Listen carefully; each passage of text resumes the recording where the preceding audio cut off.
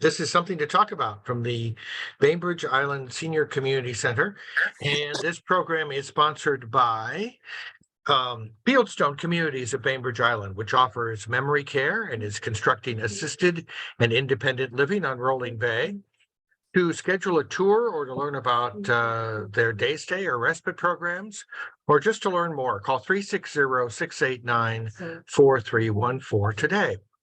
I'd also like to acknowledge that we are gathering on the ancestral homeland of the Suquamish people, the people of the clear salt water, the people who have been taking care of the Salish Sea and its waters for since time immemorial. We are very grateful for their hospitality, and we honor them, and we seek to heal the relationship after years of settler indifference and worse.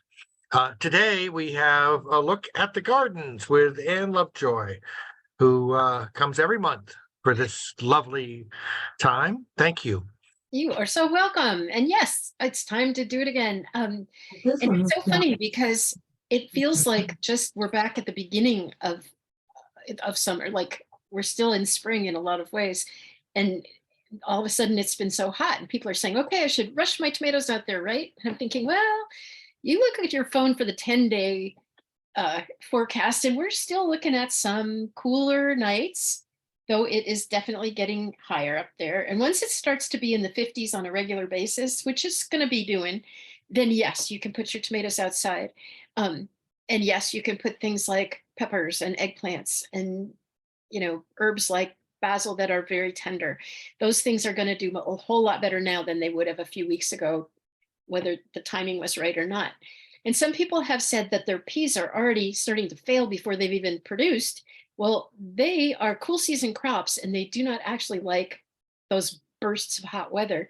So one thing you can do if you do have cool season crops like greens and peas that are kind of overwhelmed by the heat is to give them a little shade, like put some shade cloth over them, put a tomato cage nearby and throw a piece of shade cloth over, and then they get shaded from the hottest part of the day, the sun, which is actually late afternoon. So afternoon sun is the hardest for a lot of plants. But if you can coddle them a little bit, they'll get broken in, accustomed, and they'll be fine after a few weeks. That should make sense. I wanted to talk about some of the animals that are visiting our gardens, but I'm also, as always, open to your questions. You can either put them in the chat or just jump in with a question if you have something particular on your mind. But I wanted to talk about animals because in both my community and in the pea patch I have at Eagle Harbor Church, we have had a lot of visits from rabbits, for instance. There's been an explosion of the little native rabbits this last couple of years, and they are really pretty hard to keep where you want them. Also, there's been a lot more deer, and we've had also a lot of coyotes just strolling down the streets. And seeing coyotes downtown is just weird because you think of them as wild creatures, but they're actually very habituated and they are perfectly comfortable with us if we're comfortable with them. And part of the key to not making them comfortable with us is not being like, I mean, some people, excuse me, are feeding them. Now, feeding wild animals is just not a good plan in any way. I mean, feeding birds in bird feeders is one thing, but actually coyotes and rats and raccoons and rabbits or coyotes too, will come and eat spilled seed and try to catch the birds. So even the bird feeders can have issues. Plus, unless you clean your bird feeder very carefully every couple days, they can actually become a vector for disease for the birds. So that's another piece. It's not just to fill it once and forget it. It's a ongoing chore that you have to make sure you're not luring creatures in and then causing them to have a sickness or die, right? So coming back to the idea of all these raccoons and rats and deer and rabbits, one of the things that we all can do to make sure that we either coexist peacefully or that we're not actually encouraging these creatures to come and get in our gardens is kind of do a little survey of your space and say, like, is there pet food outside? Because if there is, that's really a very attractive nuisance. And if your pet is used to being fed outside, you might switch them to feeding inside, or make sure that you just have the food out at a very limited time. As soon as they're done, the bowl is gone and you don't leave it out there. Same for water dishes, interestingly, because a lot of animals, raccoons, are very happy to wash their uh, whatever they find to eat in your bird bath, for instance, or in a bowl of water that you might have put there for a thirsty dog. So you want to be sure that you're not leaving these, um, well, again, attractive nuisances to bring in animals that you might really not want to have around. If you have small animals like cats and small dogs, really make sure that they stay in unless they're with you, because coyotes, particularly, and even raccoons can attack small animals as prey. They think they're And prey. eagles too, right? Eagles too, yeah. I've had eagles come down and swoop up with baby ducklings to the extreme dismay of my children. And you have to explain nature red in tooth and claw. Everybody eats somebody on this planet, right? But to minimize the the eating in public, I think one of the things we want to do is make sure that we're not luring them in, right? So keeping track of where the water might be, keeping track of where the food might be, really paying attention to your compost heap as well. A lot of people compost things that might not, like, it's fine if you have a big tumbler and it's a enclosed kind uh, of device. That is okay because very few creatures can get in there. Maybe mice, but probably not. And if they're tumbling pretty often, then that's not a problem. But if you're actually burying your chicken bones in the middle of your compost heap and thinking nobody's going to get it, well, that's not going to happen. Or, oh, boy, you'll get cats, you'll get dogs, you'll get coyotes, you'll get rats, you'll get everybody, right? But What do you- if I'm using kitchen scraps, I mean, I've been doing this for years. I have one of those big black bins, and it's yard waste, like lawn clippings that are when I wait too long, when I'm doing no mow May, and I can't actually mulch my lawn clippings, I'll put them in there.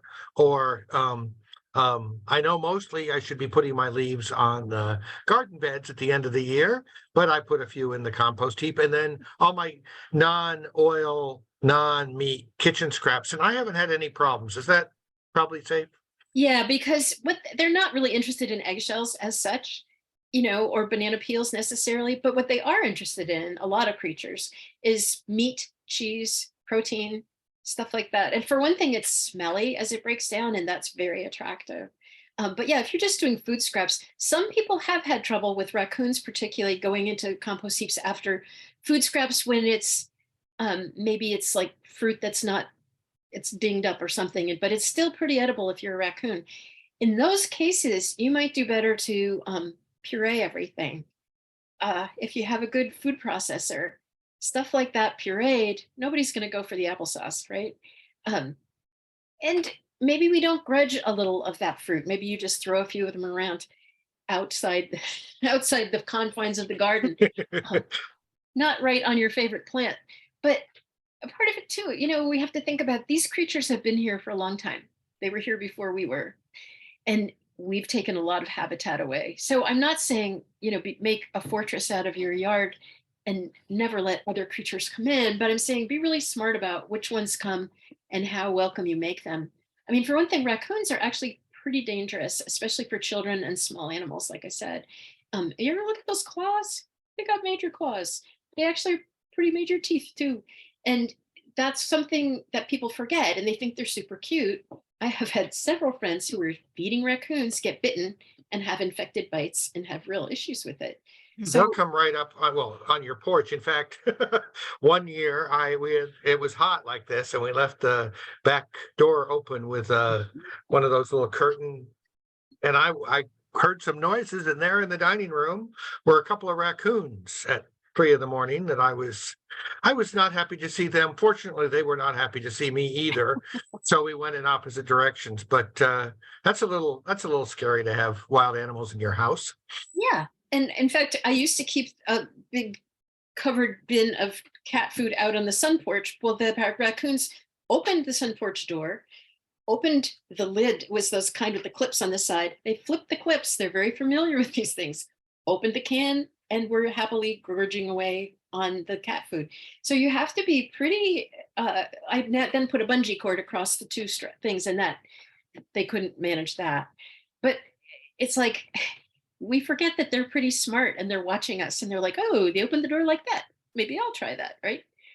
Not going to happen with a rabbit necessarily, but I am amazed to see that rabbits can hide in the most smallest little places, and they blend. Of course, they're designed by nature to blend into their surroundings. So you can have several rabbits in the garden and not even know it.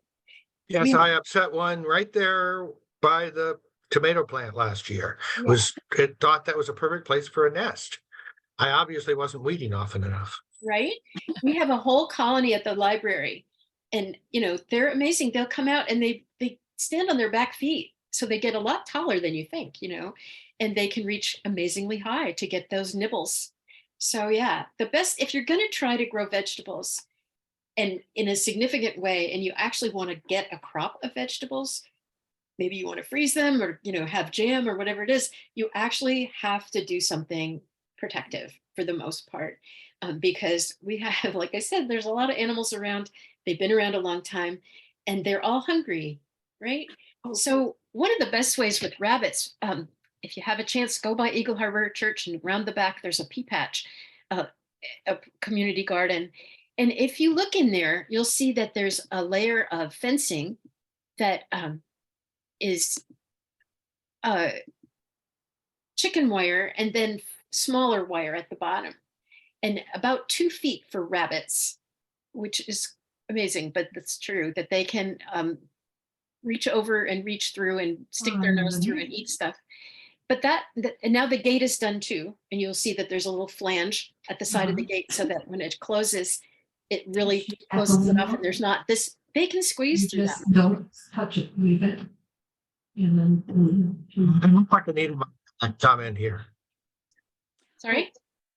Can you? Anita, did you want to say I something? had just a little question about composting.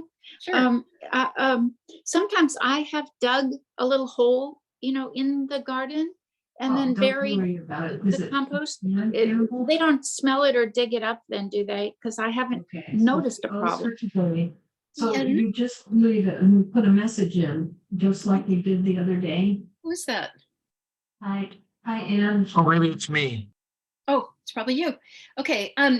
Yeah. So digging a hole and bury, yes, you can what's called the trench composting method. And one thing people sometimes do is when they've had garden beds in one place and they've got a path and they want to switch it up and move things around, they'll take some of the old beds and start trenching there and you can bury food scraps and things like that. You want at least 6 to 8 inches or more. I like 10 or 12 inches of soil on top, because some animals do have keen sense of smell, or will just see you digging or saw it was disturbed and be digging around in there. But that's usually good. The other thing is I've done that with slurry a lot. Like I do have a blender, a food processor, and I will blend stuff up before I put it in the soil like that. And it goes fast that way. It breaks down really quick. And then when that bed is full, you let that rest and put a cover crop on it maybe. And then the next season, when you plant into it, the soil is really robust again. Mm. It's a good way to kind of in place composting, right? Mhm. Okay. So I Wait, have a you're question. Ellen? Yeah, so rabbits, this is the first year that I've noticed rabbits in my yard. And I have a fenced yard, but the fencing is like 4-inch square holes. So rabbits and probably, all of the smaller, even the raccoons can get in, I think. So I'm wondering, I had done a little bit of reading, and one of the things that was recommended was herbs, like fairly fragrant herbs, like thyme and chives and rosemary around the edges of the garden. And then the other thing that was mentioned in some of the reading I did was blood meal. Yeah. So So there's a surrounding couple blood- of things to think about with those things. Like with blood meal, I'll start at that end. You want to make sure that it's sourced blood meal. There were actually some really weird situations where mad cow disease was being spread by blood meal. And you don't want to do that. So there are some brands like Skid, SKYDD, is sourced and it will say where it came from. And I just have made a point ever since those years of like saying, I kind of need to know the provenance of these things, right? But you can do that, yeah. Also, one of the best deterrents in the world is a dog, to be honest. But the other thing to think about when you have all these critters coming in is, are they going to really stop and sniff the herbs? And the answer is not really. Like, if you plant outside the garden, I've done pretty successfully a combination of things that I don't mind if they eat them, and then things that they are less interested in. They don't usually, most of these creatures that are going to come eat stuff, they don't usually like fuzzy leaves. So things like sage or, the hardy geraniums, even with the fuzzy leaves, things like that. Lamb's ears, those things are pretty, nobody wants to eat that, right? That's a good one. Some of the very strong fragrance things, like you said, chives and stuff, yeah, very few creatures will eat those, though the flowers actually they do, because they're in the lily family and the flower smells like honey and they'll eat. They're delicious. Yeah. They'll eat, yeah, you can put them in your salad. They're quite yummy. But Yeah. everybody thinks so, right? So you may lose a few chive flowers, but they won't eat the chives themselves. But so part of it is creating a barrier, and part of it is, what if you create a little bit of a buffet for them in an area that, like maybe the edges of your property, or there's a part near the alley, or there's some corner that you haven't really skipped up all the way. That's a great place to put Perfect. native Thank you. plants, because all these creatures are native and all of them prefer native plants, right? And so do native pollinators. So you can kind of make a little pollinator happy corner, and you wouldn't mind if the deer came and browsed there. Right? And especially if it's where they're coming from, it's sort of like, I'm already eating. Why am I going to go somewhere else to eat? I'm not inspired to walk all the way across this cleared lawn or near the street or near the dog if there's something I like right near the border. One of my friends years ago had this prize rose garden, and she was making her crazy because they could jump the fence. They would do anything to get in there. So she did what she called her Kmart barricade. And it was at the end of the season, a lot of times the box stores sell off plants that lost their label or something like that. So she bought all these unknown roses for like $1.99, planted a whole hedge of them. And she's like, go for it. You can have them. And she said, of course, they do much better than her Pampered Beautiful ones. But it's also freebie. Like if deer want to come and eat them, that's fine, right? Yeah, I don't have to worry about deer too much because of the fence, but yeah. Well, So you talked earlier about chicken wire. Yeah. And then something smaller. So this is fence wire that I see on Home Depot or whatever. And it has a little example there of what the size is, right? There's a quarter.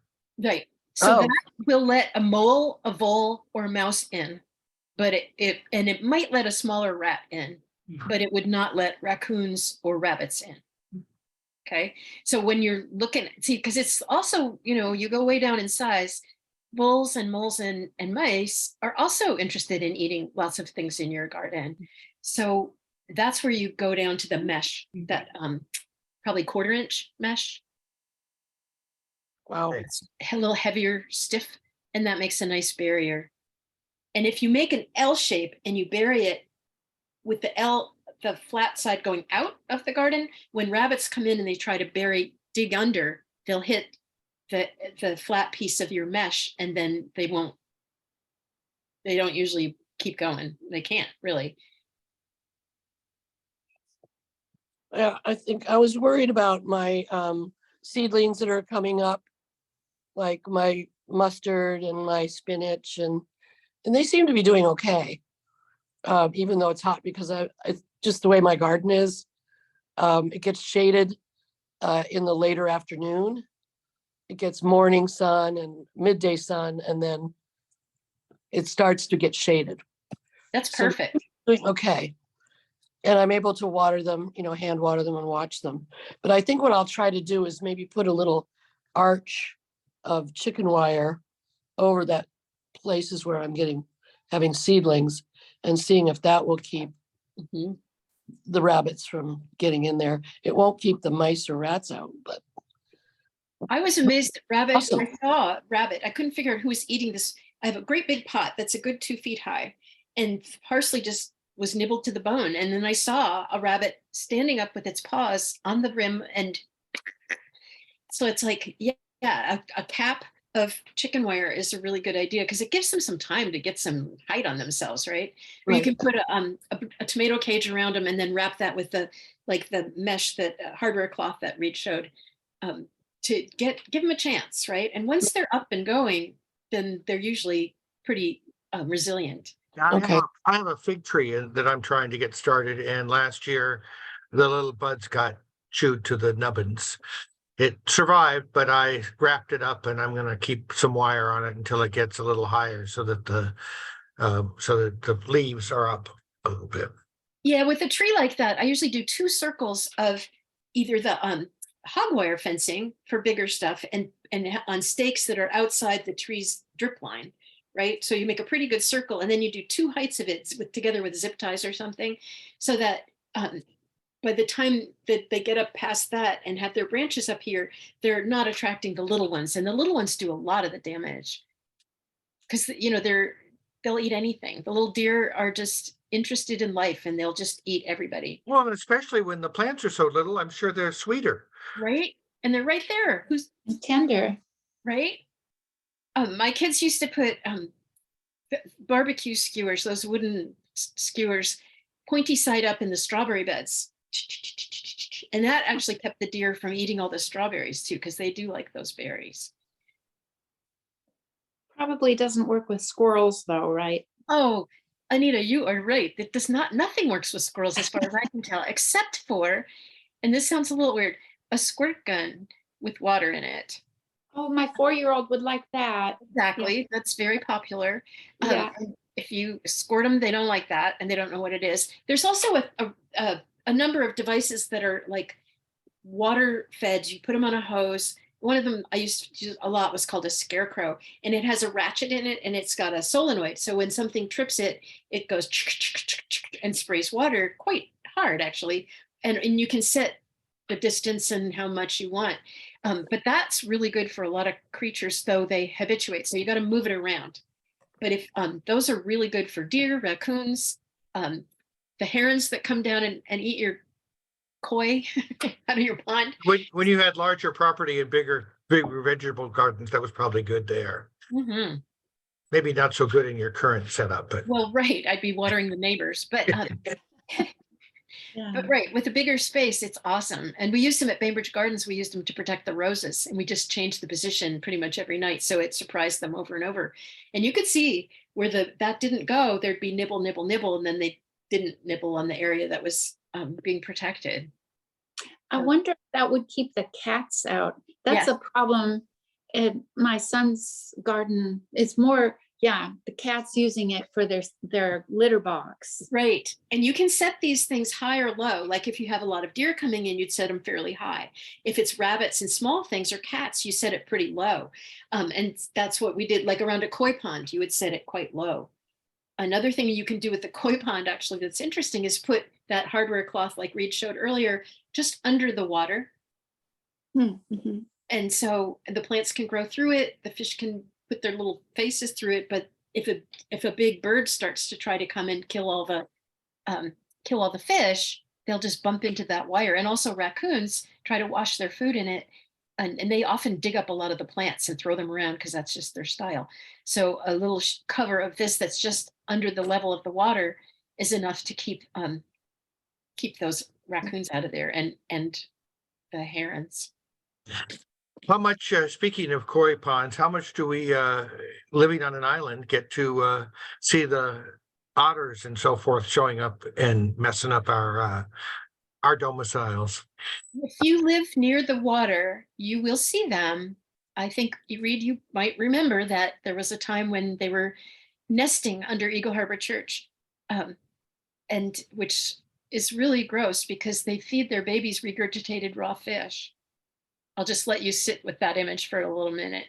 And so, yeah, you don't really want. Yeah, right under your kitchen floor, they're doing that. Right, or under your the deck where you like to entertain until right now. Yeah, so otters too.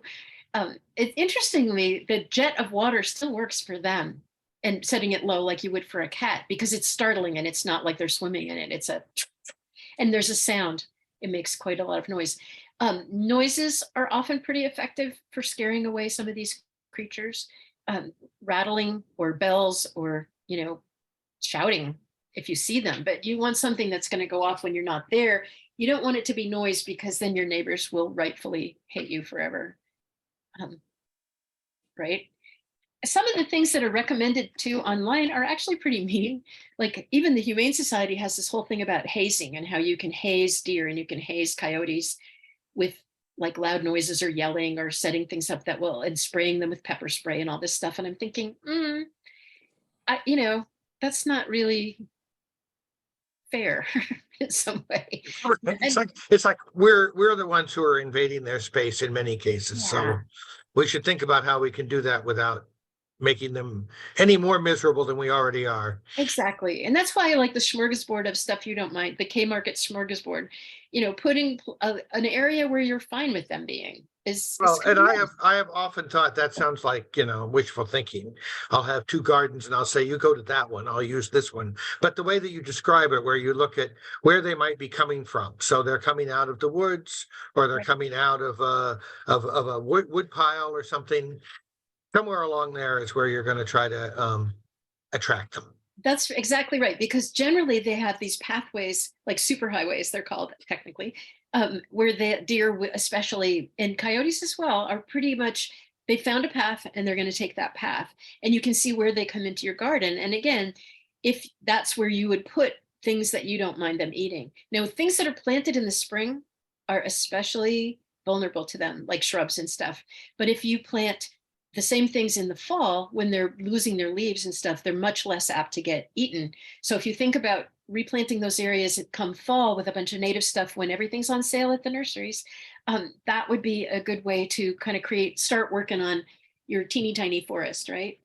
I'm looking at things maybe like salmonberry or I don't know what else, Oregon grape maybe. I don't know whether they would like Yeah, that. the huckleberries, they love to eat those. They browse on a lot of the small perennials as well.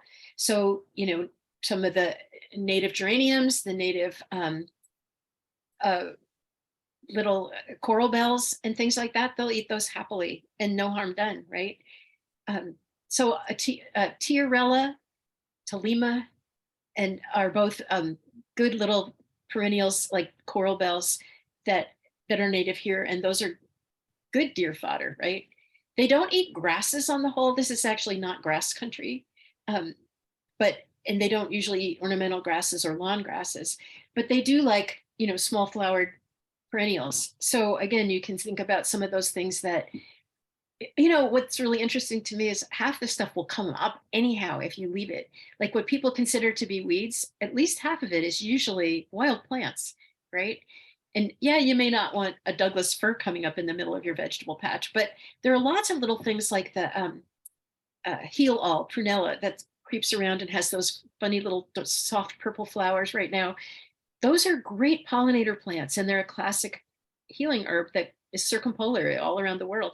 And those are things that deer will happily eat, right? So if you left some of those for the pollinator crowd, you'd be doing a lot of creatures a favor, right? This kind of bumps into my thing about don't be too tidy. Bare earth is nobody's friend.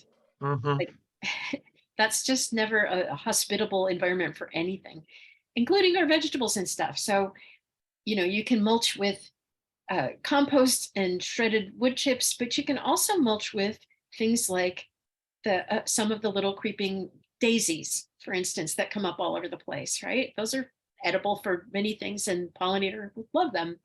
And why not let them appear in your garden, or the coral bells, or the things, the miner's lettuce. You can buy seeds of that, or you can just wait and it'll appear in your garden. So be a little less eager to pull everything out around your garden. Yeah, and when there's stuff like parsley that's notorious, like seeds itself all over the place, try putting a bunch of the little parsley seedlings in that new in your welcome area, right? And those are things you don't mind if somebody eats, and lots of things will eat them happily, right? Rabbits, deer, you bet. Yeah, they don't much care for what, leeks, onions, Garlic, what other garlic? yeah, that kind of stuff. They're not going to eat, like we said, they're not going to eat the greens of that, but they might eat the flowers. But that's not a problem because you don't really want them to bloom that much anyway. Yeah, and that's what survived last year in my garden. Really? Yeah, because I mean, I had no protection, and Yeah. the parade of rabbits came into my front yard, and like you were talking about your parsley or whatever, it was like just leveled. Yep. And it didn't take long. I mean, it was like, come on, don't you want to save some for tomorrow? No, I'm having it all today. They're hungry. One really good way to handle that kind of situation is have those window box planters on your deck or something, and you can make a cage, like Anita was saying earlier, of chicken wire that rests on top, and it's easy to pick that up and move it, but make it big enough and roll it around a dowel or something on each corner so that it stays down and they can't just bump it off. And then you can get you get to eat your own lettuce and greens, right? So a little bit, there's also no reason you couldn't put some of that out there. There's a million seeds in those packets, right? You can throw a little around for them. Also things like calendulas that the bees love.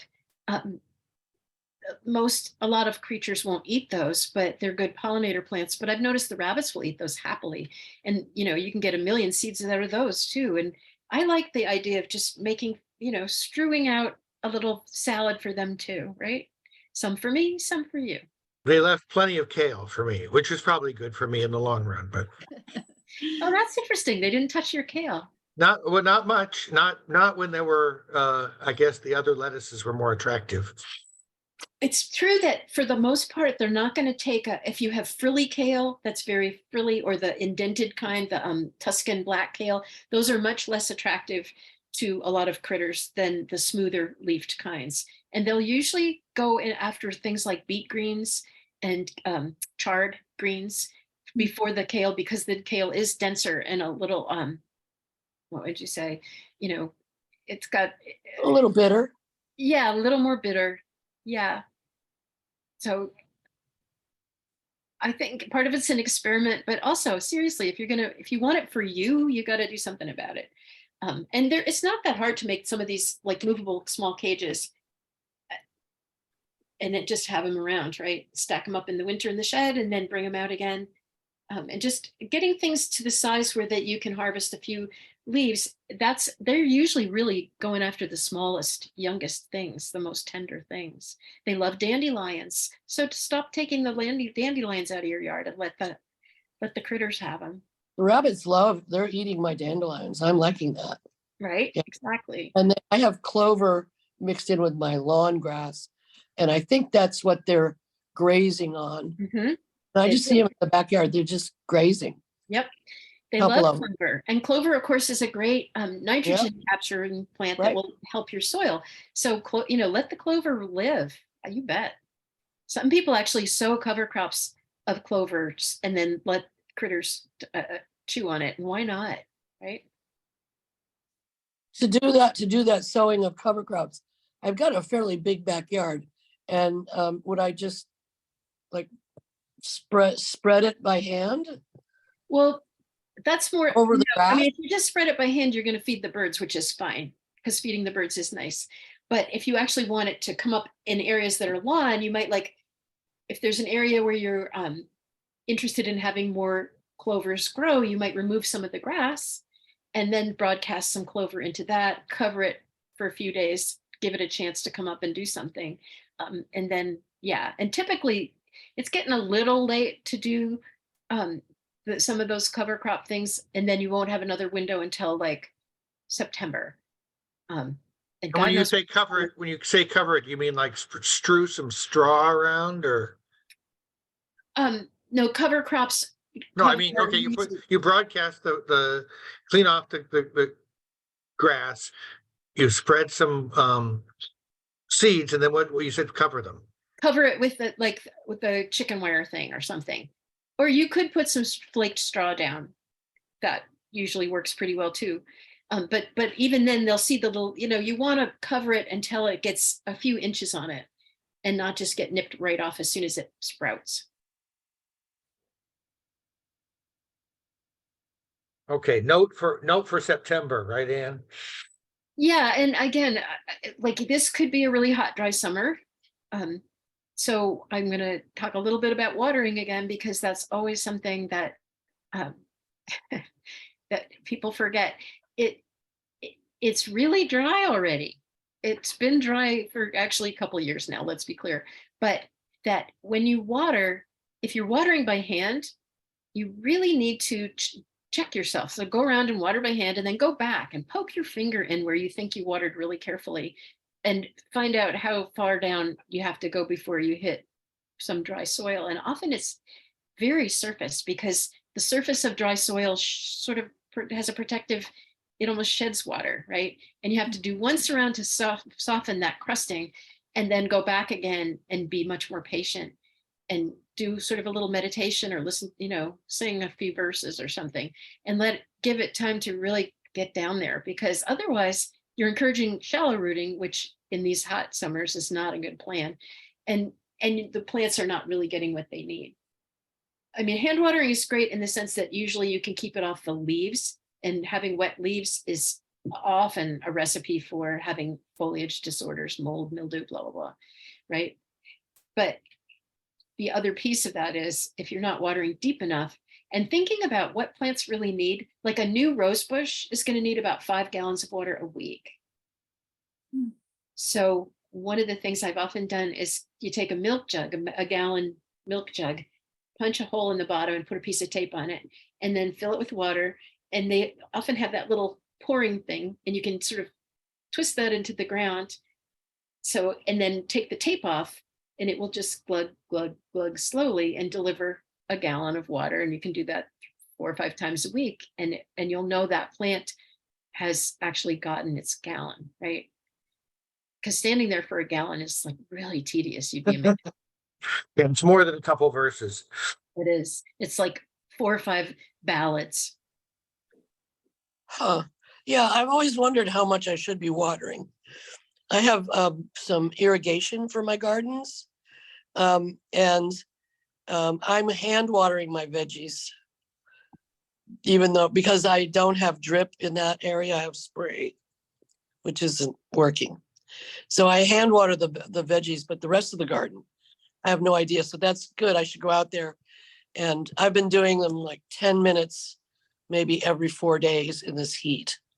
Not a lot. But and if they're established plants, they have deeper roots, and they're doing much better than a young thing that you just plant. Doesn't really have much to work with. So yeah, that's when they're most vulnerable. But we're going to be seeing some stress on plants, established plants, I suspect, because the NOAA forecast is for El Nino, hot, dry. Probably, hopefully not again that kind of heat bump thing. But as everybody's probably very well aware, we've just had a series of days that were about 20 to 25 degrees above normal for this time of year.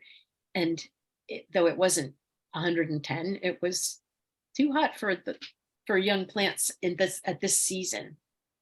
One thing you can think about too is some plants like hardy fuchsias, you can plant them deeper than you would think. You can plant them like a tomato, where if you plant a tomato, it will put new roots out all the way up its little neck. And so it doesn't, some plants won't do that, but hardy fuchsias, which are great plants for pollinators and for hummingbirds, and you can plant them deep, and that gives them a lot of winter protection when we get those cold snaps too. And they're shade loving, right? They're what? Shade loving. Yes, they do well in shade, or they do great with morning and midday sun, but afternoon shade. Okay. That's their favorite. Anita, you had a question. I was going to ask, is the hardy fuchsia something I could put on my little balcony as well? Yeah, but check the size, because so the dangling fuchsias, the down hanging ones, are the least hardy on the whole. Okay. The more upright ones are hardier, and there's a lot of different size variation. So some are like 12 to 18 inches, which is good. Some are like 12 to 15 feet, which is probably not. So you really want to make sure that you're choosing read the label, right? Okay. But yeah, there's quite a few that are designed for container life.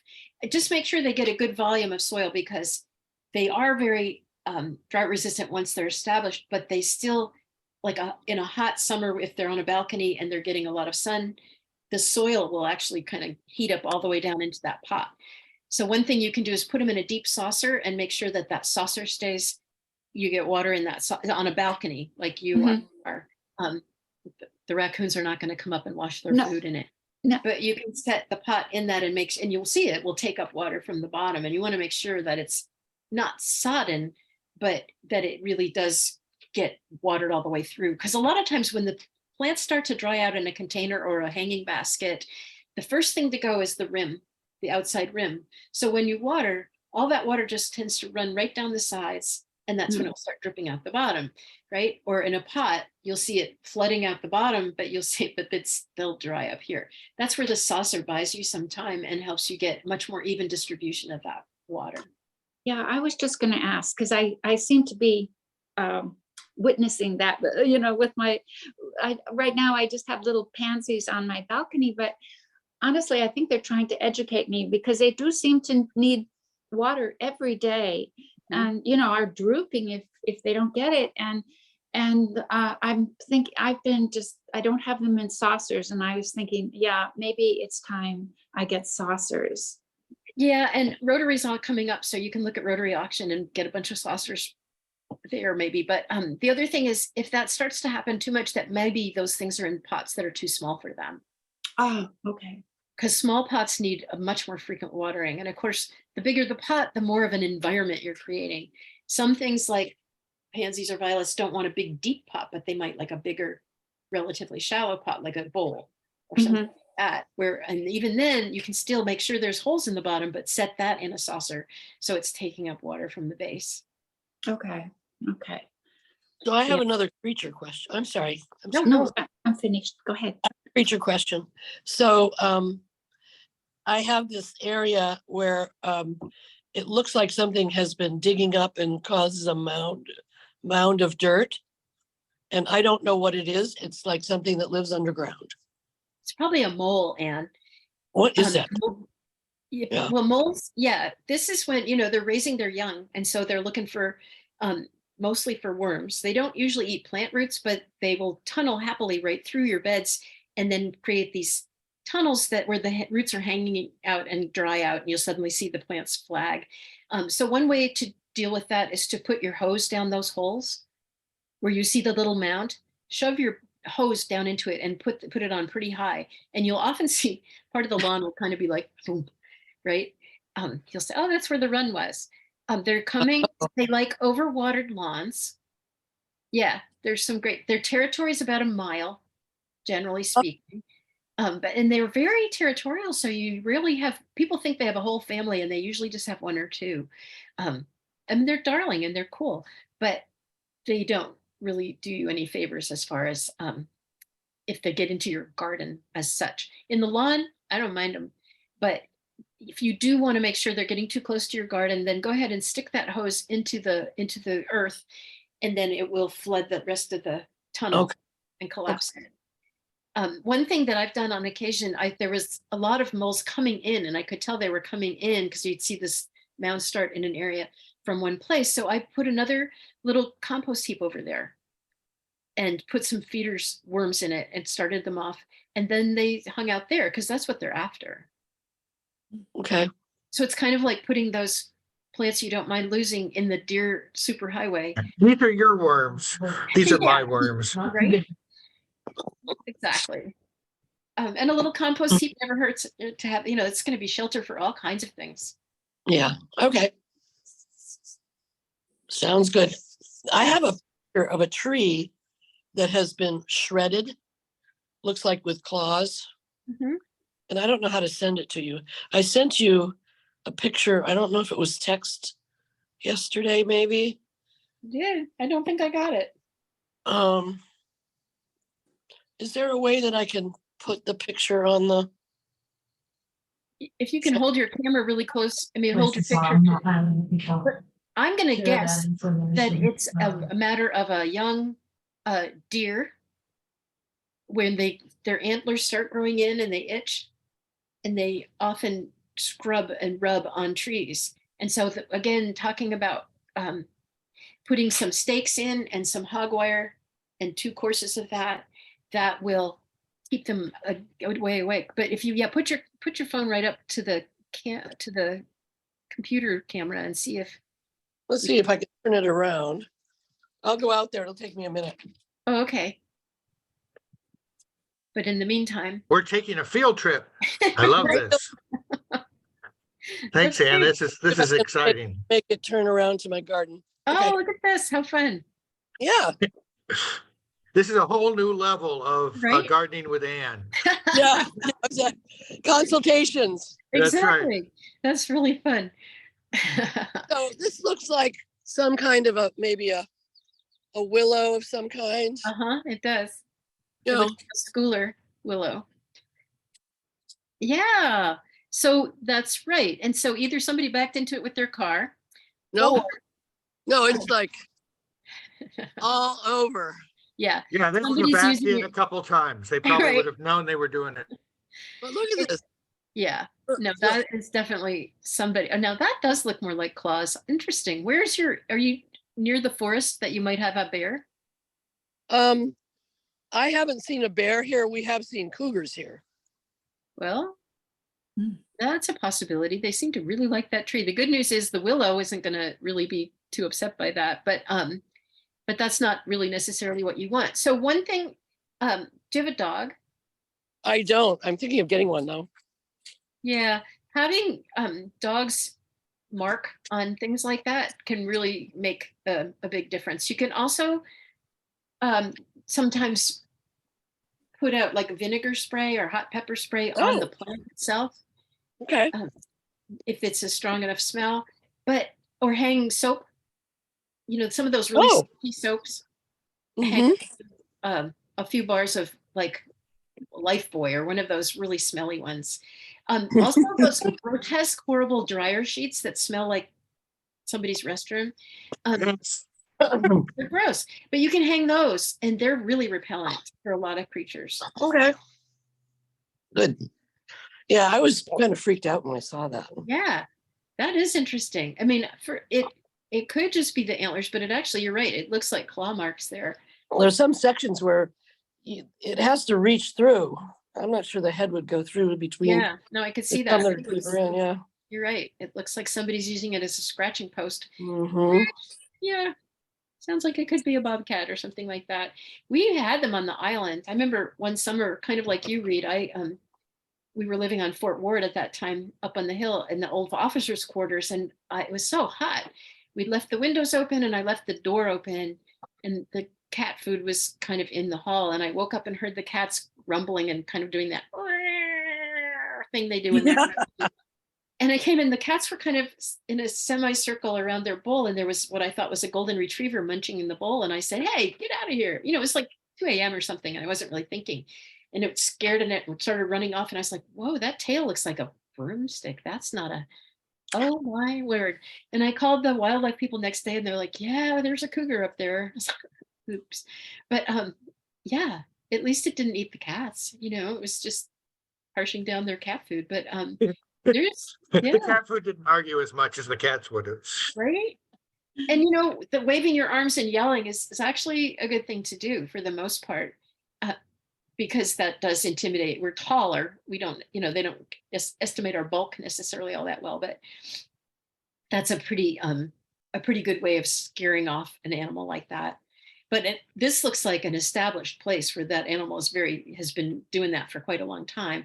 So doing something that breaks up that pattern would be pretty smart. And you could also like surround it with some of that hog wire, like I said, and hang the soap or the dryer things off that and make a bit of a barrier there. It sounds like we have a traveling cougar. I know we've had one here in this area. It's actually closed. I live right next to the Suquamish Grammar School. And they closed the school, well, it was 2 years ago now because one was, cruising the area. Oh, And yeah, and then one morning, I used to have to work really early in the morning and I'd get up at like 5 And I would always open the door and, smell the fresh air and the first thing in the morning, just what's the weather today? And it was completely pitch dark. It was winter. And I heard this terrifying scream. Mhm. And I was in my bathrobe jammies and I jumped in, ran back in the house, shut the door. And then I went, wait a minute, what was that? And I did Google the sound, and it definitely was a cougar. And they do Screaming. sound like somebody screaming. They sound like a person. Yeah, that's pretty terrifying. So Yeah. maybe we will hang some stinky soap out there or Yeah, something like that. doesn't hurt. And yeah, just get them to go someplace else. Yeah. Hopefully not the school. Irish Spring, if they want to do a sponsorship of this program, how about that? Right? Brought to you by Lifebuoy, the repellent soap. Or dryer sheets. That's right. There we go. Yeah. Well, Anne, I don't know. It feels like we've kind of, we have to go out and put up that wire now, but we've Right. we've exhausted the discussion about it a little bit. I Right. really appreciate you coming by every month. It is so helpful to get advice as we're in the middle of our travails of gardening and yard work, and every month it's a little different. And of course, every year now, every month is a little different. Exactly. And thanks to Anne for the wonderful field trip, Suquamish. We don't always get that far afield, right? It's pretty That's cool. wonderful. That was great. All right. Well, thanks, everybody. Hope we answered Yes. some questions. And you'll be back every month. Remind me of It's the third Wednesday. the third Wednesday. So so come back on the 21st and tell your friends. And it's also, these are always posted on the youtube.com/BI Senior Center. And the So you- 21st of June, of course, is the summer solstice, Oh. or the 21st or 22nd, depending on the year, but we're right around there. So maybe we'll talk a little about celebrating solstice, celebrating in the garden too. There's some great traditions for that.